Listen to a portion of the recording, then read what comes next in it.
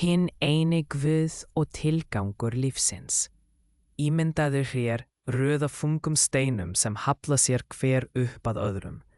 Ef hver stein halla sér að steininum fyrir aftan hann og sá fyrir aftan halla sér líka að öðrum, munu allir steinarnir falla. Til að halda þeim öllum uppréttum verður eitthvað að vera á endanum sem halla sér ekki að neinu, eitthvað nógu öflugt til að halda öllu uppi, eitthvað sem stendur sjálft og ekki háð neinu öðru. Allt í alheiminum eins og þessir steinar, rétt eins og hver stein halla sér að öðrum steinum til að halda sér uppréttum, þá þarfnast allt í alheiminum margra annara hluta bara til þess að vera til. Þú ert háður lofti, vatni og mat. Matur háður jörðinni, regni og sólinni. Sólin háð lögmálum eðlisfræðinnar. Hvert sem þú lítur einn hlutur háður nokkrum öðrum hlutum. Vísindin lýsa þessum tengslum mjög vel. Þau segja okkur hvernig einn hlutur háður öðrum. En þau útskýra ekki hvers vegna öll steinarröðin stendur í fyrsta lagi. Þau svara ekki spurningunni. Hvað nógu öflugt til að halda öllu uppi? Til að skilja það verðum við að horfa lengra en keðju hinna háðu hluta. Það hlýtur að vera til vera sem heldur öllu uppi, en hallar sér ekki og ekki háð neinu öðru. Þessi vera sem heldur öllum hlutum uppi, en ekki haldið uppi af neinu öðru, það sem við köllum Guð almáttugan. Tilgangur lífsins, svo Guð almáttugur skapaði okkur og allt í kringum okkur. Ef við lítum í kringum okkur, sjáum við að allt hefur skýran tilgang. Sólin hitar jörðina og lyftir vatni upp í himininn og myndar ský. Vindurinn hreyfir skýin. Regnið og skýjunum lætur plönturnar vaksa. Plöntur og dýr veita mönnum fæðu. Ekkert í alheiminum virðist vera tilviljunarkennt eða tilgangslaust. Þegar jafnvel lífana hlutir hafa tilgang, vaknar rökrétt spurning. Hvers vegna skapaði Guð almáttugur manneskjur sem hafa greinilega hæsta stíf greindar og vitundar? Til að svara þessari spurningu sendi Guð spámenn til að flytja mannkyninu boðskap sinn. Þó spámennunum Adam, Nóa, Abraham, Móse, Davíð, Salomon, Jesú og Jóhannesi til hins síðasta sendiboða, hins heilaga spámanns Mohammed, friður sé með þeim öllum.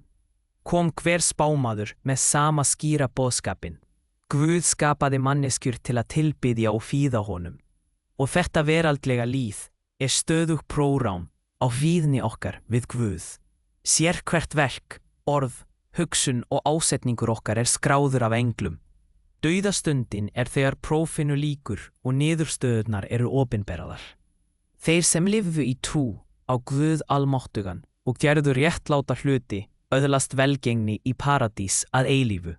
Þeir sem trúðu ekki á og höfnuðu Guði almáttugum munu þjást af eilífri refsingu í eldi vítis. Hvernig vitum við sannleikann? Hvernig vitum við að spámennirnir komu? Þeir skildu eftir sig guðlegar bækur sem þeir fengu frá Guð.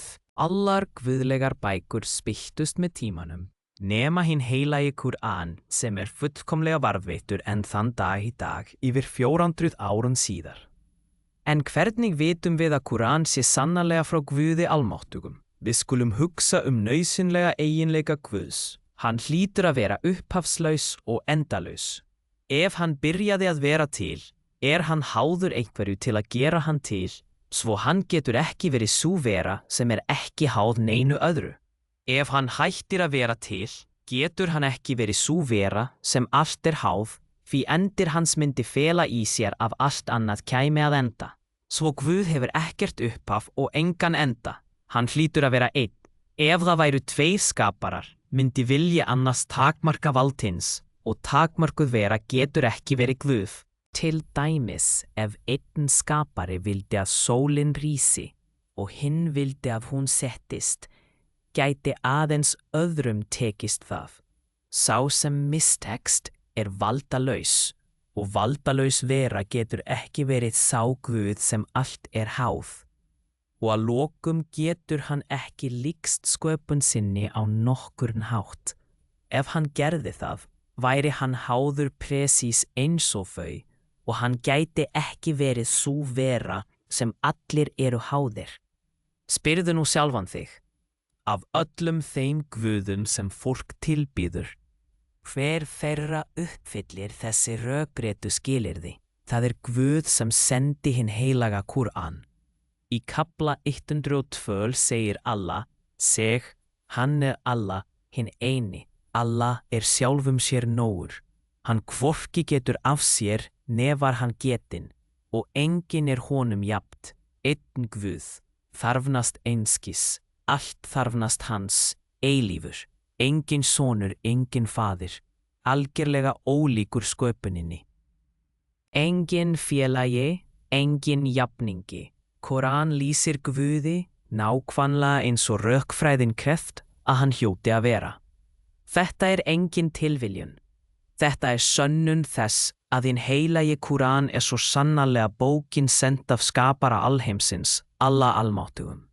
Boðið, svo við bjóðum þér til Islam, til tilbeiðslu á hinum sanna Guði sem skapaði himnana, jörðina og allt sem til. Til að ganga inn í Islam, segðu einfaldlega af einlægni. Ég ber vitni að það engin Guð verður tilbeiðslu nema Allah. Og ég ber vitni að Muhammed sendiboði Allah. Ashhadu an la ilaha illallah wa ashhadu anna Muhammedan Rasulullah. Ef við höfum rangt fyrir okkur, tapar þú 3 mínútum. Ef við höfum rétt fyrir okkur, tapar þú öllu í hinu endalausa eftirlífi með því að ganga í burtu. Dyrnar að eilífri sælu standa galopnar. Munt þú ganga í gegn?